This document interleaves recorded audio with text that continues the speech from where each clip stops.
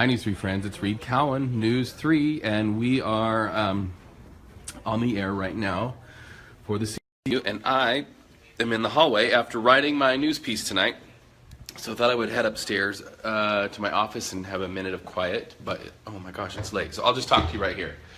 I'll turn around and talk to you. Whoa, that light kind of blows me out. Hi, everybody. So my story tonight is actually not on Hugh Hefner, although I've been helping John Trainer source some contacts on the death of Hugh Hefner. So I wanted to talk to you a little bit about that because John Trainer is out working on the story, and I want to get your thoughts on Hugh Hefner and Hugh Hefner's life. Certainly an icon in the world of media. He changed the landscape of media forever.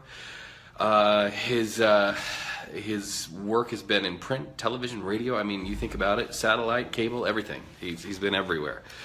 So Hugh Hefner died tonight, and I want to know what you think about Hugh Hefner. And maybe if you have any Las Vegas memories of Hugh Hefner, let me know. Sound off. I want to know about it. The other thing I was going to tell you about is I interviewed Cliven Bundy's attorney, Brett Whipple. So not too long ago, Cliven Bundy kind of threw his hands up in the air and said, hey, I want to represent myself in court. And he went before a judge, and the judge denied that. So now his attorney, Brett Whipple, is back on the case, and I got an exclusive sit-down interview with him, and he told me some pretty fascinating things about Cliven Bundy.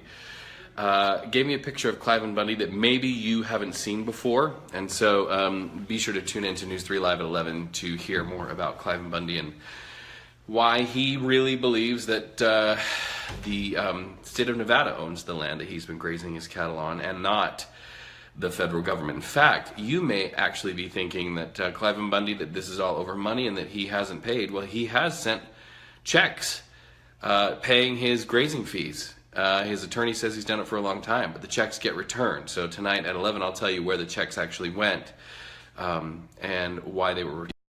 Kind of an interesting, fascinating story. All right, so back to Hugh Hefner. So I want to ask you a question, because a lot of us are going to be hearing a lot about Hugh Hefner between now and Saturday. Stories tend to run week to week in cycles, and Hugh Hefner, the founder of the Playboy empire, died tonight in his Holmby Hills home, not too far from Beverly Hills, in the Playboy Mansion. Playboy Mansion sold some time ago, but it had a clause saying he got to live in the mansion until his death. So now that has happened, so likely you'll see new owners of the Playboy Mansion moving in and renovating and tearing down the various structures. And tonight John Trainer is going to be talking about that. Little piece of trivia here. It's my understanding that Hugh Hefner is going to be buried in the crypt right next to Marilyn Monroe. So Hugh Hefner's body will go inside the mausoleum there in Hollywood, right next to Marilyn Monroe. I've been to Marilyn Monroe's Hollywood crypt. I have walked right up to it. I've touched it, and I've seen all of the thousands of red lipstick prints that people iconically do when they kiss her crypt. And right to the left of it is where Hugh Hefner will be buried. It is my understanding that Hugh Hefner bought that crypt next to Marilyn Monroe when she died. So he could be buried or interred right next to her. So you'll likely hear a little bit about that. It's not going to be on the air tonight, but you're going to hear a lot about that in the coming days. And unless something's changed in the estate of Hugh Hefner, his body will lay right next to Marilyn Monroe, just inches away from Marilyn Monroe's when he is buried. But I have a question for you, and I see we have quite a few viewers here. I want to know something. Do you feel that Hugh Hefner's work in media advanced the cause for women or made the cause for women go backwards? Did his work actually, in the end, empower women to talk about sex and their own sexuality, or did it devalue and debase and weaken the position of women in our country?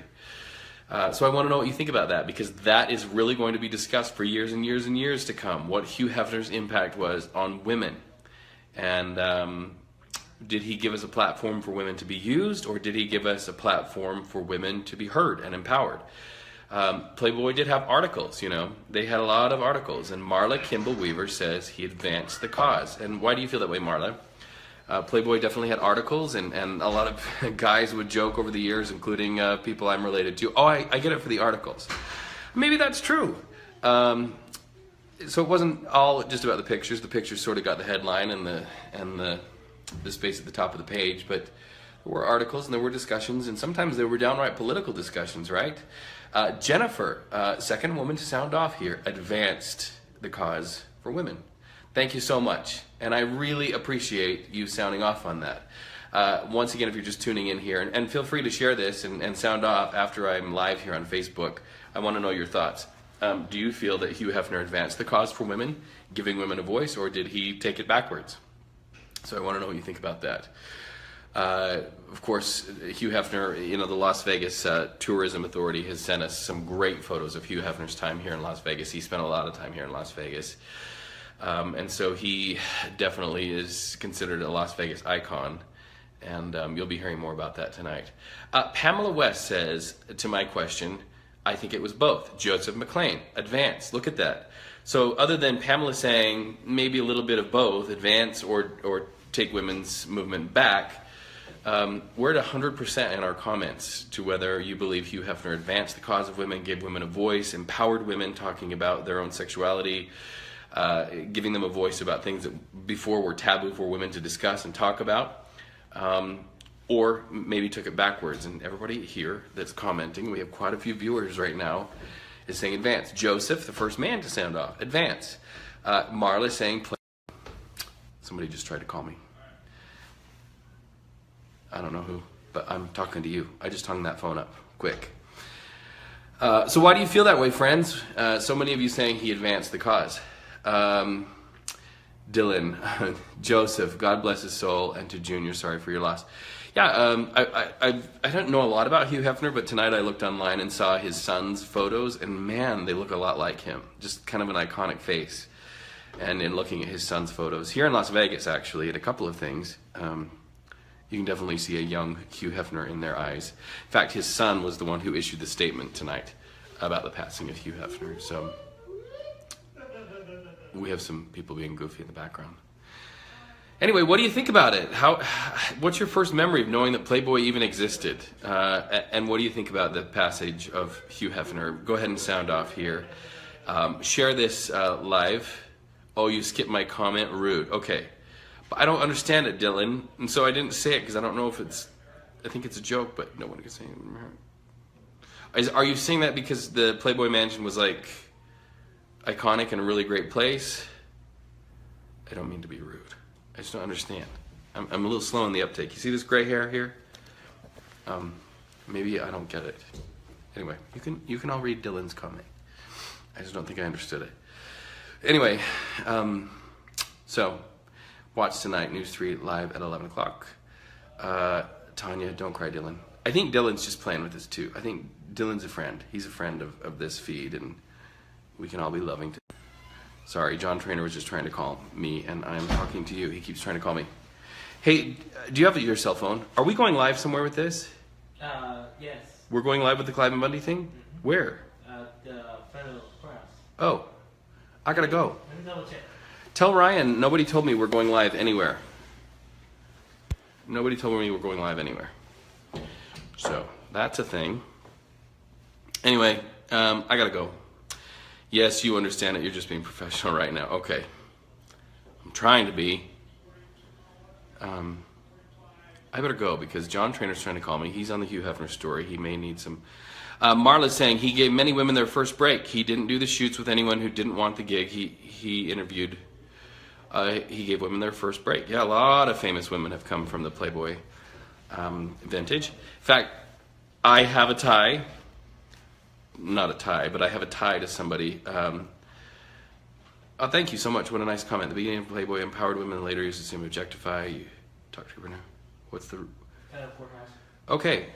I'll finish telling you my personal story and then we'll go. I'll follow you. Give me 2 minutes. I have somebody who has been a friend in my life who lives in Salt Lake City, Utah. Everybody Google her because she's fascinating. Marilyn, like the spelling like Marilyn Monroe. Hanold, Hanold. Hugh Hefner, or Marilyn Hanold Nielsen, Playboy.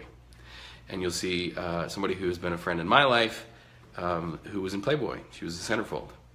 And it definitely was the start of great big things for her.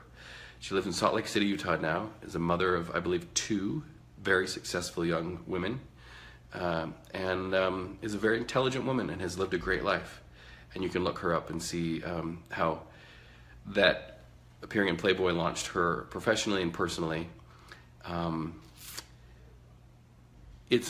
headline is misleading. Oh, sorry. You tuned in late. I already talked about Clive and Bundy. You remember the day you got fired, though. Same day Mr. H.H. died. Oh, I'm sorry, Dylan. I'm sorry. Anyway, Google my friend Marilyn. You can see her life and how she ended up having a great friendship, long-lasting friendship with Liberace, and she's has a great story. I gotta go live. Nobody told me where I'm going live, and I thought I was in studio, so I'm going out. Share this. Sound off. Dylan, you're gonna be okay, young man. You're gonna be okay. If you lost your job today, that's the universe just talking and saying, hey, I've got something better for you. So think about what you're good at. Think about what your passion is in this life, and go for it. Now's your chance. The universe just cleared the field and said, hey, go after it. Nalani Peterson, watching in Hawaii. Aloha. I just came back from Maui not long ago and loved it. Miss Leota's pies, fabulous. Have a good night.